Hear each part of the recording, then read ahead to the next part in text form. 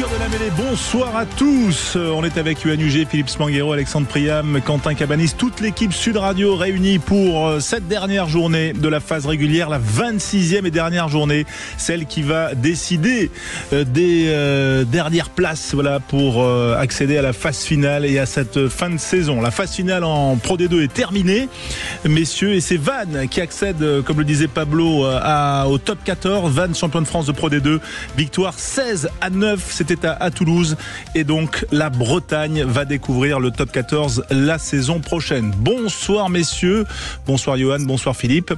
Salut Alex et salut François, bonsoir à tous. Ouais, c'est quand même l'événement de la soirée. On va en reparler, messieurs, Yoann et Philippe, avec vous dans un instant. Mais place aussi à l'actualité. On a avec nous Anthony Boutier, joueur de Montpellier actuellement, blessé, voilà, qui ne peut pas être avec ses coéquipiers à Clermont, mais qui a éclos, on va dire, à Vannes jusqu'en 2019 et qui est avec nous. Bonsoir Anthony. Bonsoir. Merci d'être avec nous. J'imagine beaucoup d'émotions parce que ça signifie beaucoup pour vous personnellement, cette accession de Vannes au top 14. Oui, beaucoup de frissons de voir ce club monter à ce niveau-là. C'est vrai que c'est bien pour le rugby breton, mais c'est bien pour le rugby en France aussi, pour d'avoir un nom qui sort comme ça, une région qui ressort dans le rugby. C'est vrai que c'est énorme, et puis c'est vrai que d'avoir vécu 5 ans là-bas, d'avoir vécu la montée, de revoir une montée là à ce niveau-là, c'est énorme ce qu'ils viennent de faire. Ouais, en plus, t'avais connu, toi, Anthony, la demi-finale perdue à Brive, 2019 de mémoire, et elle avait été douloureuse, cette demi-finale perdue.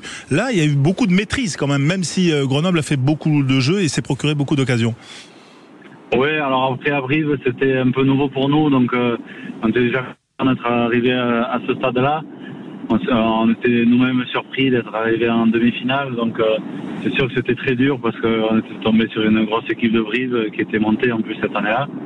Mais c'est vrai que là, c'était l'année où ils pouvaient espérer y monter, et je pense qu'ils ont sûrement bien travaillé en amont aussi pour préparer la saison suivante. Mais c'est vrai que d'arriver à faire ce qu'ils ont fait là cette année, tout au long de la saison, même si il y a eu des hauts débats parce que ils ont fait un gros début de saison, après ils ont échappé quelques matchs à domicile, mais c'est vrai que c'était une super équipe, un super groupe qu'on a vu tout au long de la saison, et puis là on l'a vu ce soir avec autant de supporters à Toulouse.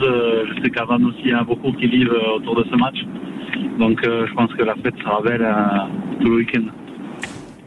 Alexandre. Anthony, Jean-Noël Spitzer est là depuis 2005. Il évoquait au micro du diffuseur Canal+ il y a quelques instants, les déplacements qu'il faisait en minivan ou en voiture, en Fédéral 2 en 2005 jusqu'à aujourd'hui, donc cette montée en top 14. C'est aussi la récompense d'un projet mené depuis de nombreuses années, Anthony.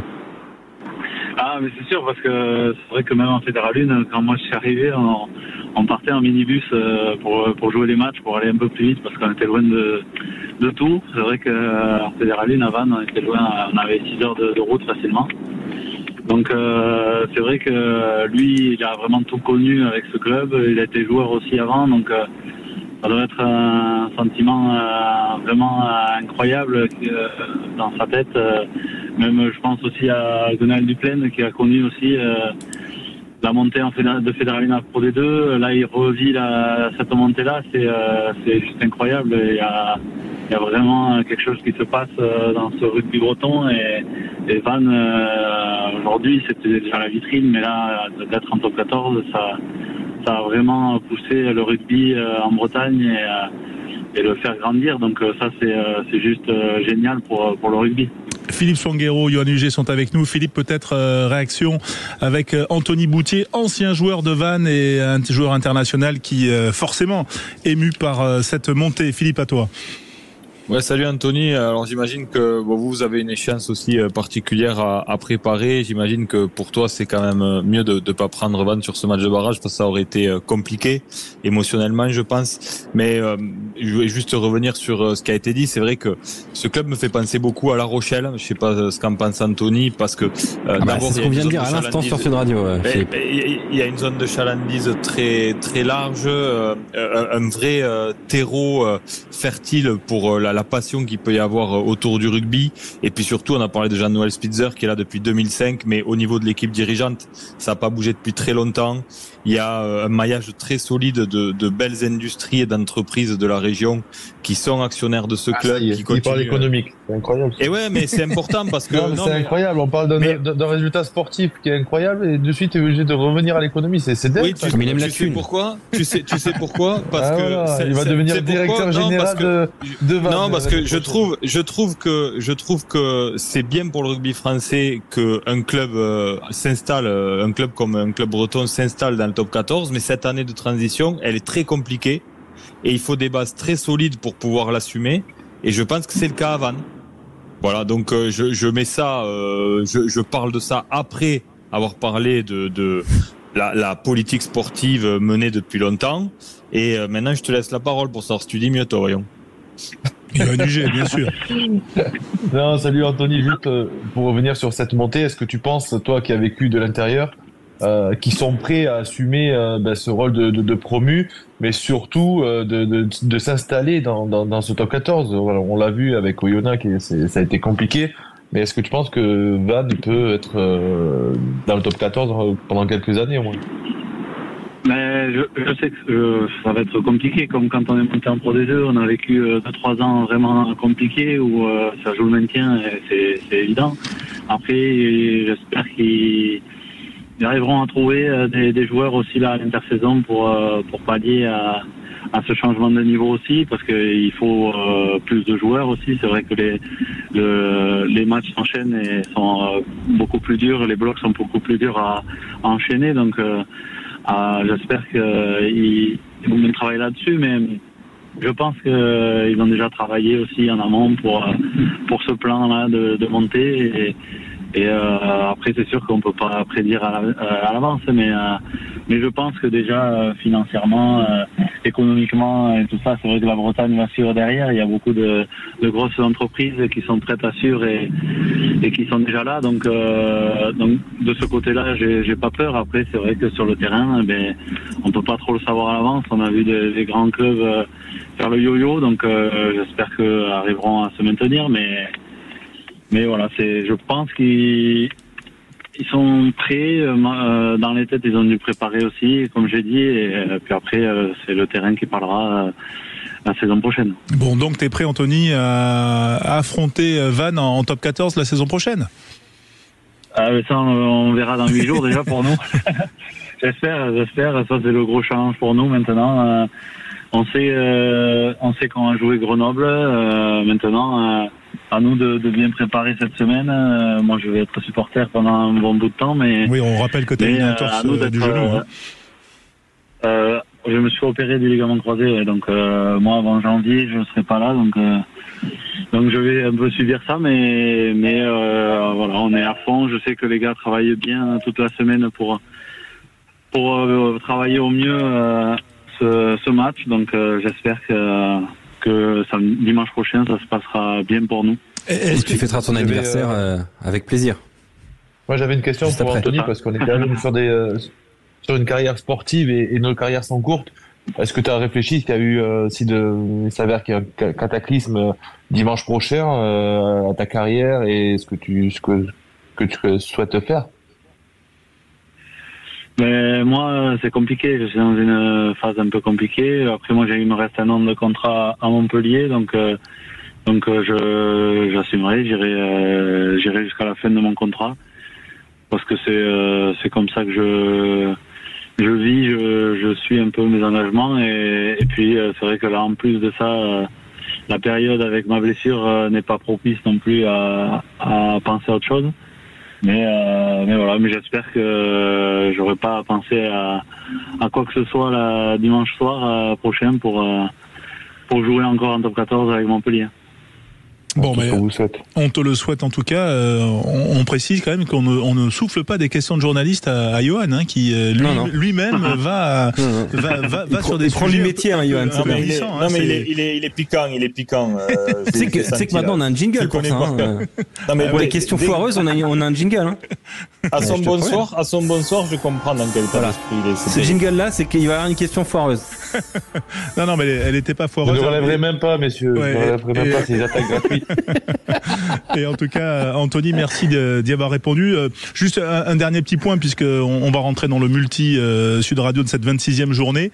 Comment toi, tu sens le groupe montpelliérain? Alors, le déplacement à Clermont n'a pas d'intérêt, si c'est de se préparer pour l'Access Match de dimanche prochain. Est-ce qu'il s'est dit beaucoup de choses sur le rejet des joueurs, sur le staff et tout? Comment toi, tu le perçois, si jamais tu es encore proche de l'équipe malgré ta convalescence?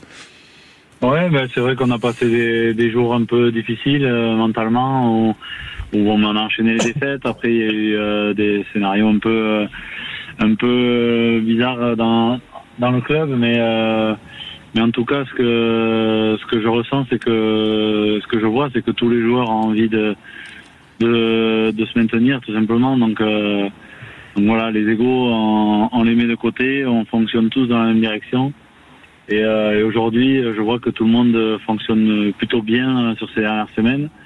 Ils ont fait une bonne semaine contre Lyon et on l'a vu sur le terrain, même si Lyon avait rien à jouer, mais nous, on avait de la confiance à retrouver et c'est chose faite. Maintenant, j'espère que ce soir aussi, on arrivera à trouver des points positifs pour préparer au mieux ce match. Et puis après, je sais qu'ils travaillent bien la semaine, mais la vérité, c'est dimanche prochain, sur un match, tout peut se jouer. Donc, il faut vraiment être froid et jouer ce match comme si c'était une finale pour espérer l'emporter. Toi, intérieurement, tu préférais que Vannes tombe que Montpellier tombe sur Vannes ou Grenoble, en fait? Grenoble, parce que aujourd'hui j'étais pour Vannes, donc j'aurais pas voulu être contre eux la semaine prochaine. D'accord, t'es cohérent. Donc pour le moment le scénario est bon. Après j'espère que il ira jusqu'au bout dimanche prochain. Eh ben, on te remercie en tout cas, Anthony Boutier, arrière international de Montpellier. Bon courage pour ta récupération, ta rééducation du genou. Voilà, blessé face à Perpignan fin avril, ligament croisé, et donc longue convalescence, reprise en janvier. On espère pour toi en top 14. Merci Anthony. À très bientôt sur l'antenne de Sud Radio. Dans un instant, on se retrouve bien sûr avec Yoann Huget, avec Philippe Spanghero, avec toute l'équipe. Vous avez vu, tout le monde est en forme. On l'a bien senti, prêt pour ce multi de la 26e journée. À tout de suite. Sud Radio, au cœur de la mêlée. Au cœur de la mêlée avec vous, les passionnés de rugby. 0825 26 300 300. Parfois on peut l'oublier même, ce numéro qu'on répète souvent. Et 0826 300 300, vous êtes les bienvenus au standard pour parler de rugby, pour réagir sur cette montée, puis bien sûr pour rentrer dans ce multi. Tiens, on va faire un petit coucou du côté du Stade Français, Stade Jean-Bouin, parce que à partir de 21h05, début du multi Sud Radio, les enjeux ce soir, à Jean-Bouin notamment, on va se disputer une place dans le top 2, une place de demi-finaliste. Salut Clément Combe depuis Jean-Bouin, où forcément, c'est l'ambiance des grands soirs. Salut François, salut à toutes et à tous. Oui, c'est clairement l'ambiance des grands soirs. C'était la fête de la radio avant-hier et hier un peu partout en France. C'est la fête du rugby sur les antennes de Sud Radio toute la journée. On a vécu Vannes et ce soir c'est une place dans le top 2 en demi-finale qui se joue entre le Stade Français et le RCT. Il y a une énorme ambiance du côté de Jean-Bouin avec beaucoup de supporters toulonnais et beaucoup de supporters parisiens. C'est le deuxième guichet fermé consécutif pour bien terminer la saison du côté parisien. Une victoire suffit pour les Toulonnais. Il va falloir à minima 2 points pour se protéger d'une remontée de Bordeaux-Bègles et pourquoi pas gagner tout simplement pour une place dans le dernier carré directement. Oui, Toulon qui a fait tourner.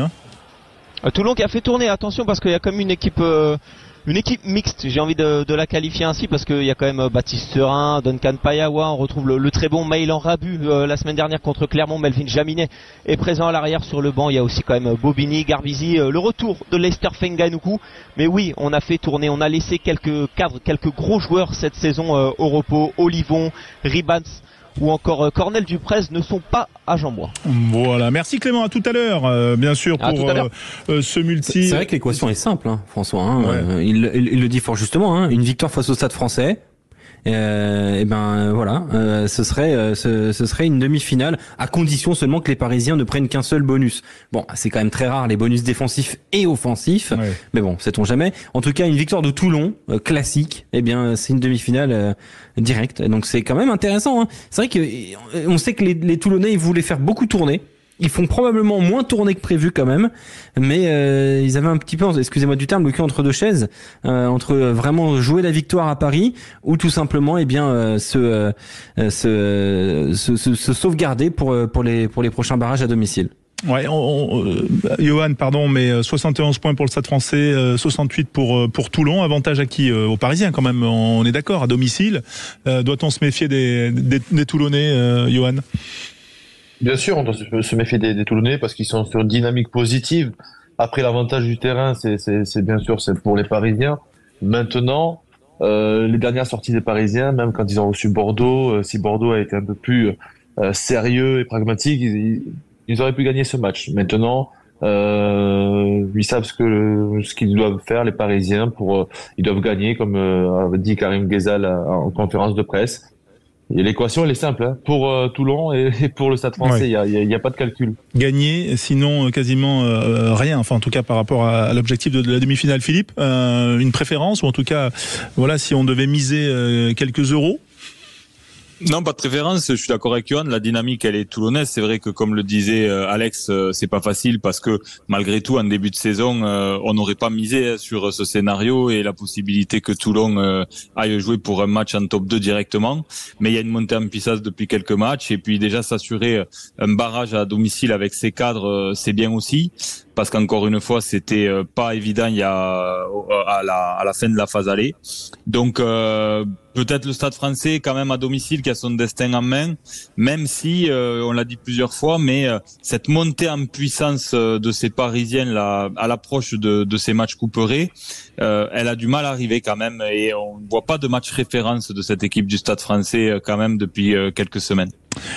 Avec nous, tiens, c'est notre invité Abdelatif Benazi qui nous appelle. Salut Abdel, vice-président de la Fédération française de rugby et en charge de l'international. Bonsoir. Bonsoir.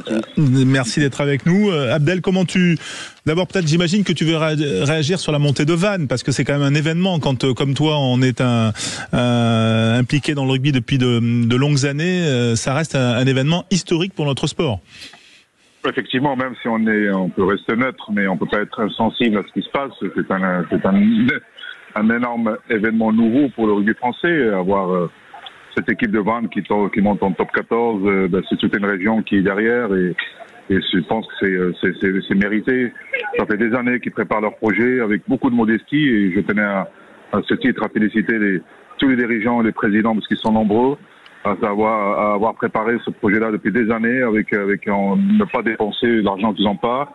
Et donc, c'est quelque chose qui se mûre depuis un moment et je crois qu'ils sont prêts maintenant. Ils sont prêts à drainer derrière eux toute une région et s'ils gardent cet état d'esprit, je pense que le rugby français se réjouira d'avoir une région vraiment très dynamique sur le plan du rugby amateur et derrière une équipe professionnelle maintenant. Ouais, on rappelle qu'en ce moment, tiens, puisque tu parles de rugby amateur, il y a l'élite féminine, hein, la finale entre le Stade Bordelais, enfin en tout cas les Lionnes de Bordeaux face à Romagna Clermont. Voilà, c'est actuellement les Auvergnates qui ont pris l'avantage 17-15. Voilà, elles viennent d'inscrire un essai, 2 essais partout. Abdel, tiens, on parlait de ce multiplex de ce soir, Stade Français Toulon. Toi, quel est ton regard, si tu en as un, sur ce choc quand même qualificatif pour les demi? Là, au-delà du résultat, mais je ne me prononcerai pas, mais moi, ce que je voulais juste dire que c'est vraiment, on est en train de vivre, et je le vois maintenant avec ma fonction à l'international, comment le top 14, comment le système français, comment il est respecté, comment il est admiré. Je pense qu'on peut être fier avec beaucoup de modestie. Il y a des choses qui se font de façon très professionnelle. On l'a vu encore avec les droits de télévision qui augmentent de 14 ou 15%, alors que d'autres pays en souffrent. Je crois qu'on a un modèle qui est solide, fragile certes, mais il faut le préserver. C'est pour ça qu'on le défend avec la fédération et la ligue. On parle avec le même langage, on le défend corps et âme pour que qu'on soit respecté, qu'on soit écouté, qu'on puisse peser aussi à l'international avec notre système, parce que quand on a un top 14 qui pèse 4000 employés, 650 millions d'euros, enfin on parle du chiffre, on va absolument pas ça, mais il y a une Pro D2 qui est très très attractive. Donc vraiment ce modèle il est à le mettre en avant, et à ce titre je tiens à féliciter la Ligue de ce travail qui est vraiment fait d'une façon très très professionnelle, et on est au centre du débat ensemble pour qu'on puisse vraiment voir le rugby français non seulement gagner, bien sûr, et être parmi le top, mais surtout être influent sur les décisions internationales. Eh ben, on le souhaite en tout cas. Léo nous appelle de Bayonne au 0826 300 300. Bonsoir Léo, merci d'être avec nous. J'imagine que ce soir, quand on est bayonnais, qu'est-ce qu'on a envie de faire, de gagner, terminer en beauté, de contrarier les espoirs castrés? Comment ça se présente cette soirée? Bonjour, bonsoir. Alors déjà, on a envie de passer un bon multi-rugby parce que c'est vrai qu'il y a beaucoup de matchs. Les dernières journées, le multi, c'est toujours un moment important de la saison et très très sympa. Oui, c'est sûr que nous, Bayonnais, on sort d'un match assez décevant à Oyonnax, donc on a forcément envie de bien finir la saison. Surtout que voilà, le match aller, on se souvient que on s'était fait rouler dessus par Castres 37-0. Donc voilà, il y a forcément une revanche à prendre, et puis une façon aussi de bien terminer la saison, pour pas que au moment de faire le bilan de la saison, on se dise voilà, le bilan il est décevant, et au moins finir sur une bonne note. Alexandre, avec Léo de Bayonne, supporter qui écoute Sud Radio et qui aime le rugby comme nous tous. Oui, tout à fait. On adore ça, le rugby, François Tréau. Non, mais oui, pour revenir un petit peu avec Léo, moi ce soir, ce que j'imagine, c'est un multiplex où il va falloir faire des calculs, et j'ai tous les scénarios en tête. Et les scénarios sont quand même, il y en a qui sont extrêmement techniques. Hein. Heureusement, on nous a tout résumé avec la Ligue nationale de rugby. Il peut nous l'expliquer, non? Mais c'est vrai que Philippe, si tu veux, tu peux nous expliquer dans quel cas, par exemple. Alors déjà, je tiens à dire que Pau ne peut pas être dans les 6. Oui, mais ça tu l'as. Est-ce que tu es sûr de toi? Non, mais est-ce que tu es sûr de toi? Malgré tout ce que vous avez pu dire. Mais est-ce que Clermont peut être dans les 6? Clairement, je crois qu'en fonction des cas, ils peuvent encore y être. Oui. Ouais. Clermont peut y être. Clermont a une infime chance, effectivement. Le seul moyen pour les Auvergnats. Clermont a une infime chance, mais il faut qu'il y ait plusieurs résultats, plusieurs cas en même temps. Je vais le donner, je vais t'expliquer. Clermont, par exemple, peut être dans le top 6 en cas d'égalité à 61 points, parce que si l'ASM se retrouve avec autant de points que le Racing et Perpignan, eh bien les Clermontois auraient l'avantage des points de terrain. La même chose si Castres rentrait dans l'équation, s'il y a une égalité à 4, eh bien donc ce serait donc Clermont qui serait qualifié en phase finale. Et c'est pas impossible, c'est une infime chance, mais c'est pas impossible. L'équation du Racing, c'est la perte de Nolan Le Garec pour la fin de saison. Ouais. On va y revenir dans quelques instants. On va y revenir dans un instant. Juste quand même le temps de terminer avec Léo pour d'abord le remercier d'avoir été avec nous, et puis dire que Bayonne n'a pas grand chose à jouer ce soir, si ce n'est de terminer en beauté. Ça compte ça quand même à Jean Daugé, Léo, hein? Oui, forcément. Après, voilà, c'est vrai que sur le papier, nous, notre affiche, c'est pas la moins intéressante parce que Castres, eux, c'est peut-être l'équipe ce soir, je trouve, qui a peut-être le plus gros à jouer parce qu'ils ont non seulement une place dans les 8 à conserver et pourquoi pas un top 6 à aller chercher. Mais c'est vrai que nous, Bayonne, avec Lyon, on est les deux seules équipes, avec Montpellier et Oyonnax, forcément, à ne plus rien jouer. C'est mort pour le top 8, donc encore plus pour le top 6. Mais non, vraiment, vu la saison qu'on a passée et ces dernières semaines, c'est Léo. Il faut vraiment bien finir. Attention les castrés, hein. Moi je mets une petite pièce, c'est pour Quentin Cavanis. Allez, je mets la petite pièce pour Quentin. Parce que Quentin est une bonne personne, a priori. Je crois que le Castres Olympique peut les gagner à Bayonne. Eh ben, je le crois vraiment. Il y a aussi une petite donnée importante, c'est que Bayonne a perdu quand même pas mal de joueurs importants la semaine dernière au Oyonnax. Il y a eu beaucoup de blessures. Quand on regarde la compo de Bayonne, c'est aussi une compo un peu de au revoir. Il y a certains joueurs, je pense à l'Estrade qui est titulaire. Voilà, il y a des joueurs qui on a envie de leur offrir ce dernier match et tout. Donc, le Castres a clairement un coup à jouer ce soir chez nous. Eh ben, on va bien sûr vivre ça sur l'antenne de Sud Radio avec vous, les passionnés de rugby, avec toi Léo, bien sûr, si tu nous écoutes sur ton application, sur ton smartphone pendant le match, ça sera toujours un plaisir. Merci d'avoir été avec nous. On remercie également Abdel Benazi de nous avoir passé un petit coup de fil. C'était sympa aussi de mettre tout ça en perspective avec son palmarès de grand ancien du rugby et d'élu de la fédération. Merci à tous et puis on se retrouve dans un instant. Sud Radio, au cœur de la mêlée. Au cœur de la mêlée, Yoann Huget, Philippe Spanghero, toute l'équipe Sud Radio qui est réunie dans un instant. Patrick Sébastien avec nous, mais petit détour par La Rochelle. Autre gros enjeu de ce multi. Nicolas Delage avec nous. Salut Nico. Parfaitement, salut François, salut à tous. C'est un 8e de finale. Exactement, c'est un match de phase finale parce que le vainqueur sera qualifié. C'est aussi simple que cela. Au classement, on a donc l'équipe de La Rochelle qui est 5e, 62 points, 6e et dernier qualifié pour l'instant, le Racing 1 point derrière. Il y a un cas de figure qui qualifierait les deux. Et oui, c'est un match nul, comme ça on arrêterait de se faire des nœuds au cerveau, de se faire transpirer les neurones. On arrêterait de regarder les cas de figure. Ça pourrait se serrer la main avant le match là ? Non, j'ai pas dit ça. Mais non, j'ai pas dit. D'autant qu'au foot, admettons, c'est peut-être gérable. Au rugby, je vois pas comment on peut gérer ça. Mais il y a quand même un cas de figure qui mettrait tout le monde d'accord. Ce serait donc une équipe de La Rochelle qui concéderait un match nul contre le Racing. Match nul, tiens, ça tombe bien. C'est ce qu'ils ont fait la semaine dernière à Toulouse. C'est une équipe qui, j'ai l'impression, monte en puissance, notamment au niveau physique. Il y a encore pas mal d'absents, notamment dans le pack, des garçons comme Boudéan, Lavaux, qui ont terminé leur saison. Bourgarit, on attendait son retour, il n'est pas là Bourgarit, mais on a quand même une équipe très compétitive. Il a encore des douleurs à l'épaule, mais c'est quand même très compétitif et on a le retour d'un leader, c'est le 9, Tawera Carbarlo. Quant au Racing, on peut imaginer que la dynamique est plutôt positive. Ils ont battu Pau à Auxerre la semaine dernière, mais il y a quand même un gros mais, c'est leur meilleur joueur cet après-midi, il était à Toulouse pour regarder la famille Le Garec monter en top 14. Oui, Nolan Le Garec, il était tout à l'heure à Ners-Vallon, il n'est pas là, pourquoi ? Parce que lui aussi il a l'épaule en vrac, il va se faire opérer et ça c'est quand même un match winner qui va énormément manquer, j'imagine. Vous allez me donner votre avis, messieurs. On va en parler bien sûr dans un instant, mais on est ravis d'accueillir sur l'antenne de Sud Radio Patrick Sébastien qui est avec nous. Bonsoir Patrick. Salut les enfants, salut tout le monde. Merci d'être avec nous en direct. Voilà, dernière journée de phase régulière. Petite odeur dans la télé. Petite odeur de phase finale quand même. Je me suis régalé avec la finale de D2. Ouais, c'est vrai que Vannes en top 14, Patrick, c'est quand même un événement dans notre sport. Moi, je trouve ça formidable. Je trouve ça formidable parce que d'abord il le mérite et puis le stade était, le match était. Moi, j'ai suivi toute la D2 et tout le top 14 cette année. Franchement, on a eu des émotions extraordinaires. On a eu des matchs fabuleux. Et je pense que ce soir, ça va être pareil. Et tu sais Patrick, hier, en suivant la rencontre et la soirée, et même tout à l'heure, on a passé ton nouveau titre. On était très heureux. Ah bah oui. Caliente et Val Sol. Eh oui. Et alors c'est marrant parce que j'en ai fait une version, mais ils l'ont pas passé encore. Mais je sais pas s'ils vont la passer. Et au lieu de faire Caliente, j'ai fait Toulousain. Ah oh là, c'est pour la finale ça peut-être. Et on peut le faire aussi avec les Bordeaux, UBB, on peut le faire avec tous les clubs sur ce truc-là. Ah bah voilà. C'est marrant à faire. Bon, je veux bien la version Castres. C'est sympa.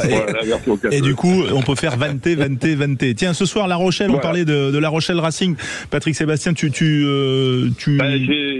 une énorme amitié, tu sais, avec Laurent Travers, avec Toto, qui est vraiment mon ami. Mais franchement, ça va pas être facile parce que c'est vrai que les Rochelais sont en train de revenir à leur gros niveau maintenant. Je ne mettrai pas une pièce sur le Racing, mais va savoir. Tiens, je vais faire réagir Yoann sur ça, Yoann Huget. C'est vrai que ce match, il est indécis, mais quand même ballottage défavorable pour le Racing, quand même se déplacer à La Rochelle. Yoann, pas facile. Non, vraiment pas facile. Un stade, ils ont repris un petit goût de confiance à Toulouse malgré tout, avec ce point ce match nul. Ils arrivent au bon moment. Comment ? Je crois que Le Garec n'est pas là. Fin de saison pour Le Garec. Non. Ouais, mais ça, en fait, il y a tout qui va pas en fait pour moi au Racing. Il est à Toulouse. Son équipe joue un match important à La Rochelle. Il doit accompagner les garçons, même il peut avoir un impact sans jouer aussi ce garçon-là parce que c'est un moteur, c'est un leader et s'il peut pas l'apporter sur le terrain, qu'il apporte un peu à l'extérieur. Donc il C'est un peu une incompréhension de le voir à Toulouse et pas auprès de ses coéquipiers. Je trouve ça dommageable pour le groupe. Mais aujourd'hui, oui, le Racing sans le Nolan Le Garec, ça va être compliqué. Ben, je pense que le Racing, là, cette année, ils ont un peu perdu leur âme. Tu sais bien qu'il connaît le rugby par cœur. Johan sait très bien que c'est l'âme qui fait beaucoup de choses. Regardez l'ANP. Montpellier, pareil. À un moment... ils sont en transition. Les Racingmen, ils ont un problème d'homogénéité dans leur groupe, je pense. Donc, à partir de là, dès qu'il y a un gros joueur qui se blesse, derrière, on cherche quelqu'un qui a pas forcément trop joué depuis 3-4 semaines. Et là, il va démarrer un match... l'un des plus importants pour le club du Racing qui s'est toujours qualifié, on le répète, pour les phases finales. Tu sais, encore une fois, il peut tout arriver. Hein. Un match, c'est un match. On peut avoir des surprises. Et pourquoi pas ce match nul, ce qui serait marrant, tu vois. C'est vrai que ça ne fait pas rigoler Perpignan, mais c'est très marrant. Ouais, ça serait cocasse. Philippe Spanghero, tiens, sur ce que soulevait là, Johan, le fait que Nolan Le Garec ait accompagné son club formateur de cœur, qui est quand même Vannes, et qui est pas là à un moment décisif de la saison de son club. Alors je comprends Johan, ça pose question. Après c'est vrai qu'il a une telle histoire avec ce club de Vannes, son père y a joué parce que son père était international junior et a joué là-bas longtemps. Donc c'est aussi pardonnable, mais c'est vrai que c'est des petits signaux malgré tout qui sont à prendre en compte, comme le disait Johan. Et c'est vrai que cette équipe du Racing, elle interpelle parce que je pense que Laurent Travers a compris qu'il était temps pour lui de monter d'un étage et que il avait donné ce qu'il avait à donner dans le vestiaire et qu'il fallait changer. Et on a eu l'impression en début de saison que Stuart Lancaster avait vraiment pris la main sur cette équipe. On a eu un très bon début de saison du Racing. Et puis tout ça, c'est un peu délité. Et comme le disait Johan, moi, ce qui m'interpelle le plus, c'est cet effectif en transition parce que ces grands leaders de vestiaire de cette équipe, Chavancy, Lauré, Leroux, ils sont plus là. Et on a du mal à retrouver des patrons dans cette équipe et un socle de leaders. Et ça, pour moi, c'est le grand danger et le risque pour cette équipe du Racing ce soir et pour les années qui arrivent. Il faut rebâtir. C'est ce qui va se passer, je pense, à Montpellier s'il reste en première division. T'es pas à l'abri que Montpellier soit dans les 6 premiers l'année prochaine. Il faut rebâtir. Et le Racing, c'est vrai qu'ils sont en transition là. Oui, mais si je te suis, Patrick, tu vois quand même malheureusement une défaite du Racing 92, ce serait difficile pour les Franciliens. Donc, je suis pas avec bien sûr. Avec l'amitié avec Laurent, mais c'est un championnat où il peut tout arriver. On est justement. En train de se dire le Racing n'est pas favori contre La Rochelle, ils sont capables de gagner et d'aller en finale. Oui, mais si le Racing 92 perd par exemple, ça ouvrirait la porte donc à Perpignan ou à Castres, en cas de victoire. Attention aux Castrés. Les Castrés, ils viennent de loin. Les Castrés, s'ils s'imposent et que le Racing perd sans prendre de points, en gros, cas de figure simple, le Racing perd sans prendre de points de bonus offensif, donc reste à 61. Donc reste à 61. Perpignan ne gagne pas et ne va pas au-delà de 60 points. Donc s'il n'y a pas de victoire pour Perpignan non plus, eh bien si le Castres Olympique s'impose à Bayonne, c'est Castres qui est. Ils auraient 62 points. Ouais. Ils auraient 62. Je vais te dire, si j'avais une petite pièce à mettre, je la mettrais sur Castres. Moi aussi. Ouais. Et moi aussi, je la mets sur Castres, cette pièce. Parce que les Palois, ils vont pas se laisser malmener comme ça. Les Palois, ils veulent la Champions Cup. C'est important, ça met de l'enjeu aussi. Et puis, Perpignan, ils ont tellement donné, ils sont pas chez eux. Chez eux, c'est très important. Chez eux, c'est 30% de leur potentiel.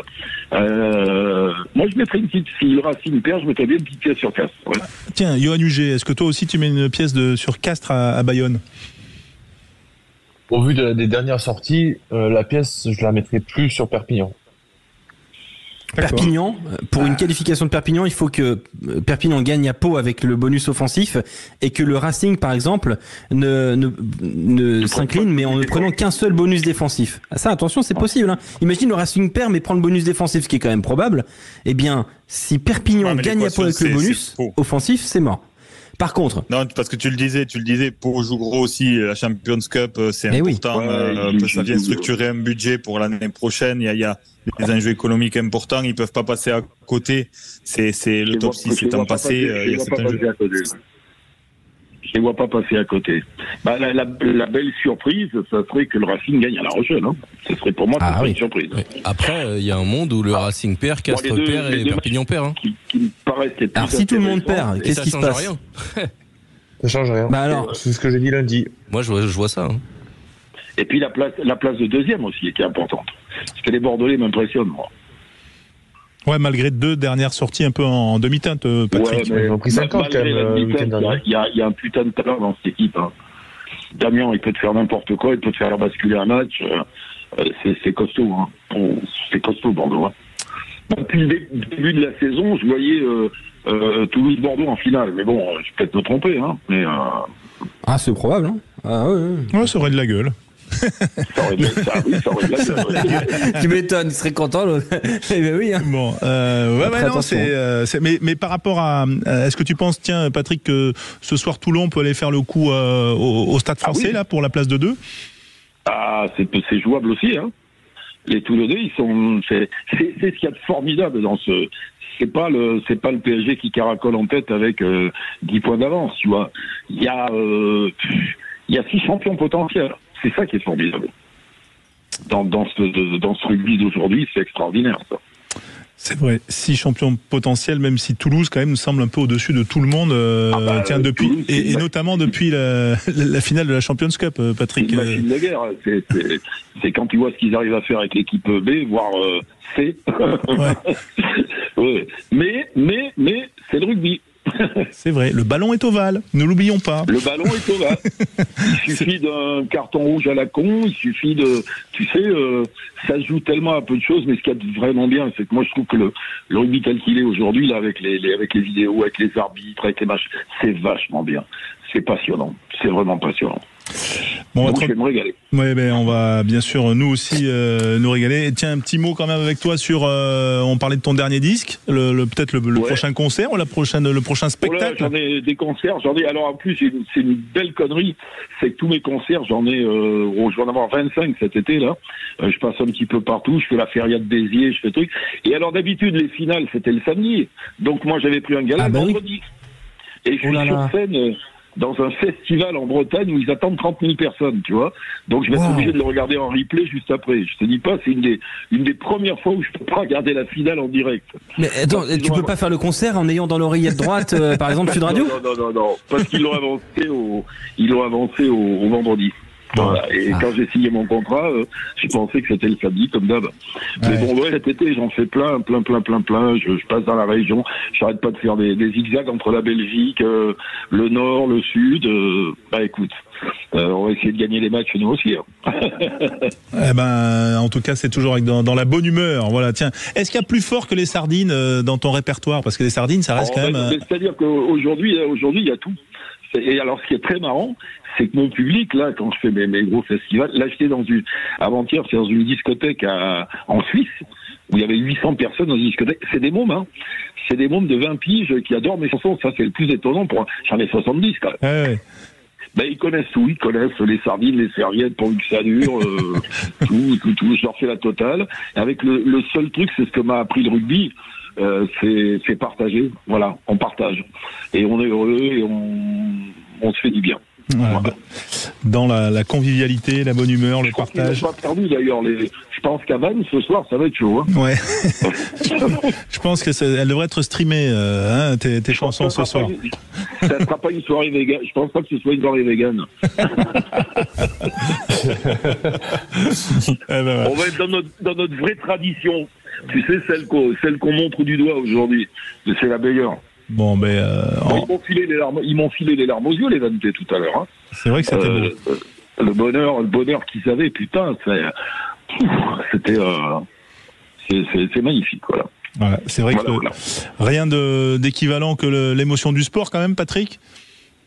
Surtout le rugby. Ouais. Tu sais, moi je viens d'une époque, les Binots ils savent pas, je ne sais pas, mais moi quand je suis arrivé à Paris, c'est en 74, les rugbyman, on était des gros beaufs, tu vois, c'est-à-dire qu'on n'avait aucune considération, c'était vraiment, c'était pas comme aujourd'hui. Et puis petit à petit, ce sport, il a gagné ses lettres de noblesse.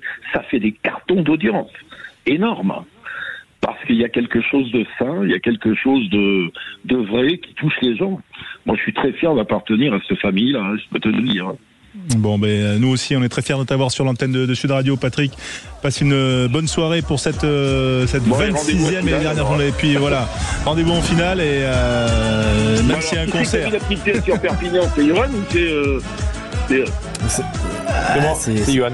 C'est Johan, il a bien été sur Perpignan. Voilà. Et chapeau Johan, parce que tu as été quand même un magnifique joueur. Merci Patrick, je t'embrasse. Tu m'as éclaté. Bon, je vous fais des bisous. Merci Patrick. Voilà, et à très bientôt sur l'antenne de Sud Radio. Voilà, Johan qui est aujourd'hui aussi un magnifique consultant. Voilà, Philippe Spanghero. J'apprends. Non, mais parce que aussi pardon, Quentin, tu m'as. Patrick est parti et on l'a salué bien sûr. Juste Philippe quand même. Philippe, tiens-toi, t'es plutôt Perpignan ou Castres? Je m'y perds là dans tous nos pronostics.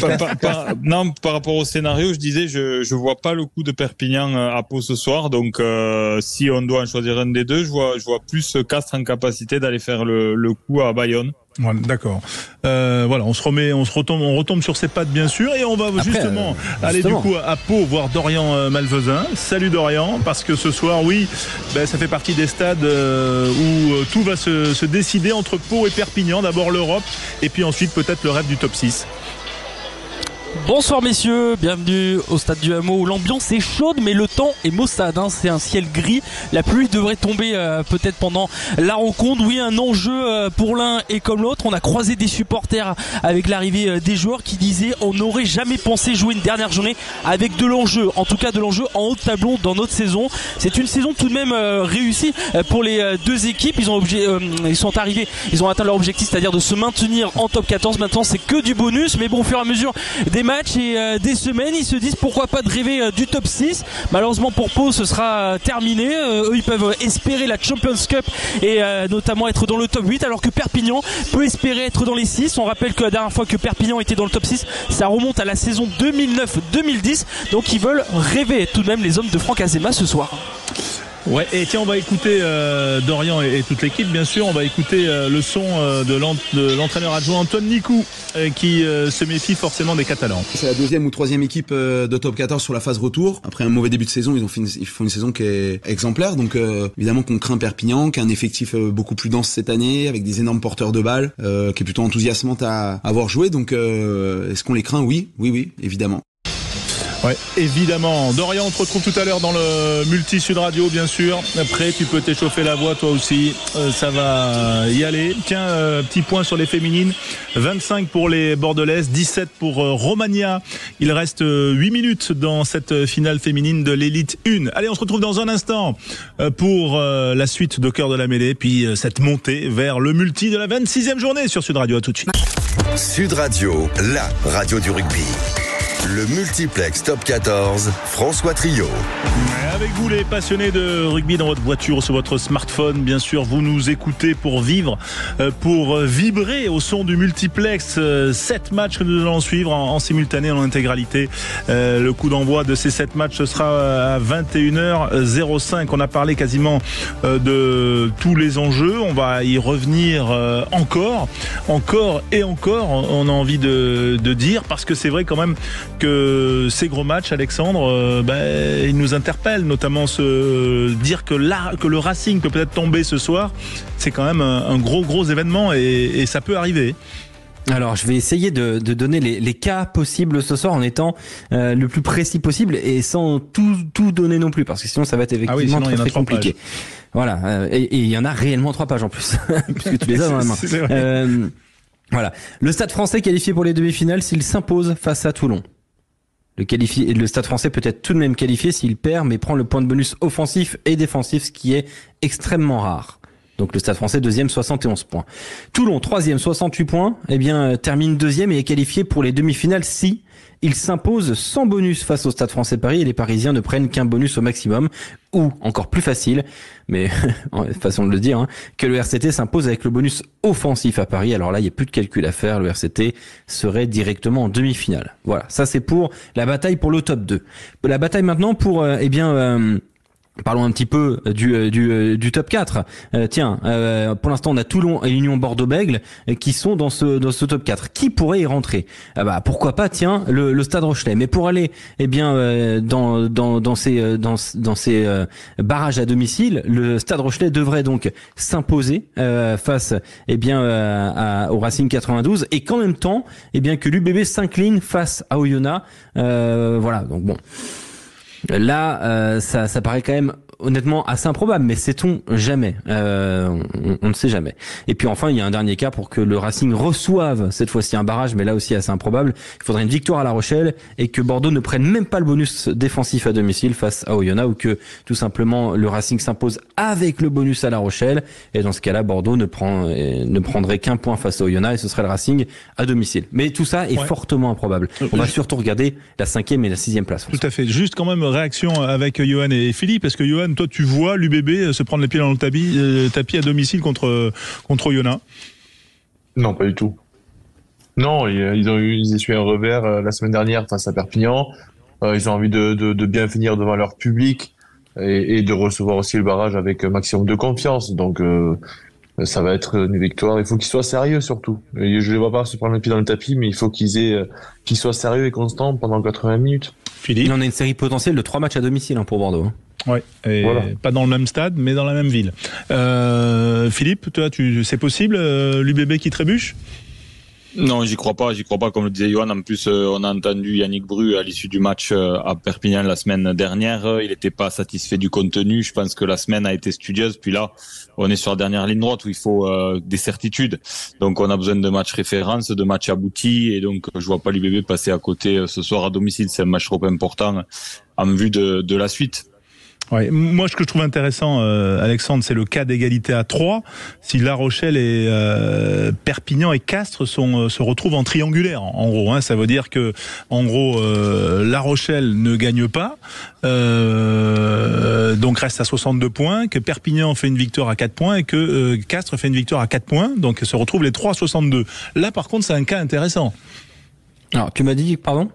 Si La Rochelle gagne, La Rochelle perd à domicile, donc le Racing se qualifie.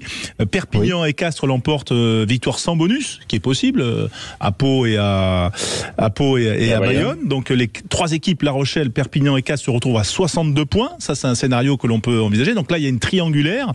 Et là, cette triangulaire, quand on fait le calcul des points, c'est l'USAP qui ressort de cette triangulaire. Donc c'est La Rochelle ne ressort d'aucune triangulaire. Ça, c'est La Rochelle c'est la mieux classée avant la journée, c'est fou. C'est aussi ça un petit peu ces cas-là, effectivement. Non, mais par exemple, voir La Rochelle par exemple perdre aujourd'hui, ce serait pas franchement une immense surprise non plus au regard de la saison.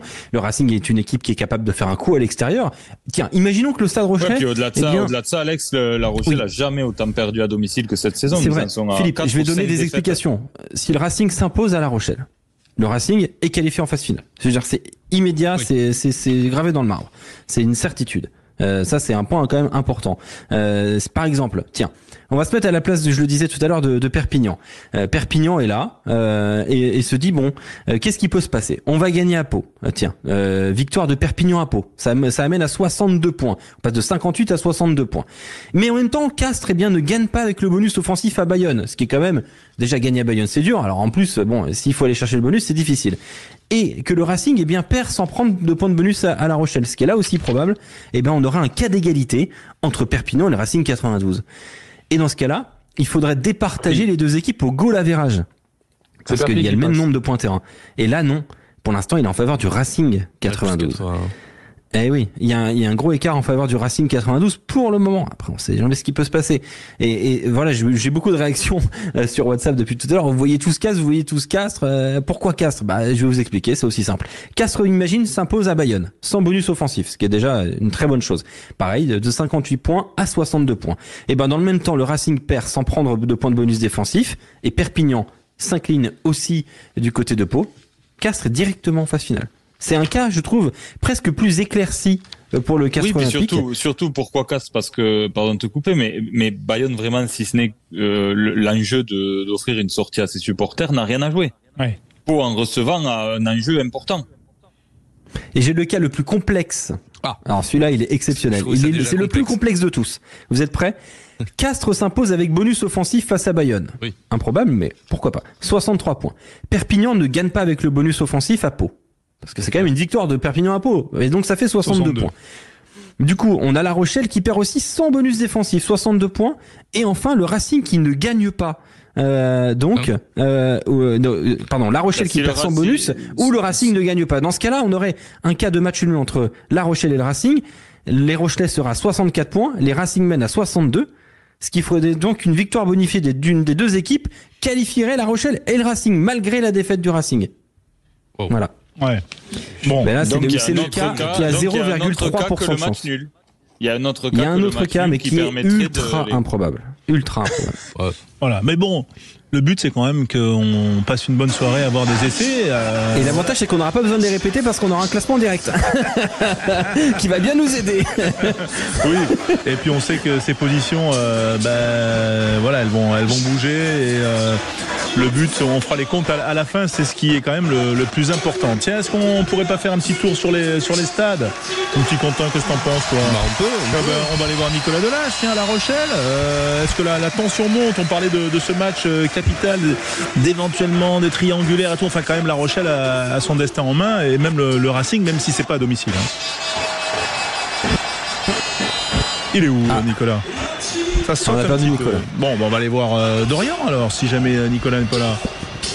Oui, François. Ouais. Il est là. L'ambiance monte. On imagine que la triangulaire, là, on a fait tous les cas éventuels du côté de Perpignan notamment.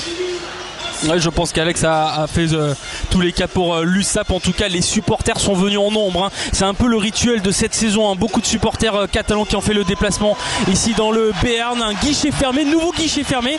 C'est une première saison, on va dire, où la section paloise arrive à faire match complet, voire guichet fermé. On en parlait un peu avec le directeur de la communication du club. C'est vraiment une saison quasiment historique pour la section paloise. Donc ils veulent terminer en beauté. Pourquoi pas se qualifier pour la Champions Cup. Un petit mot également parce que c'est la dernière de Sam Whitlock, bien sûr légende néo-zélandaise, et il est parti, il a écourté son échauffement, donc on est en train de se renseigner pour savoir s'il va débuter la rencontre ou non, parce que ce serait vraiment dommage de voir cette légende ne pas jouer ce dernier match ici au stade du Hameau, alors que l'ambiance continue de monter ici à Pau. Eh ben voilà, l'ambiance monte aussi sur Sud Radio. Messieurs, on va vous laisser nous écouter, regarder tous ces matchs et ces enjeux se dérouler bien sûr ce soir sur Sud Radio. Je parle à Johan et Philippe. On se retrouve bien sûr au cœur de la mêlée très très vite. Et puis on est ravis d'accueillir Julien Thomas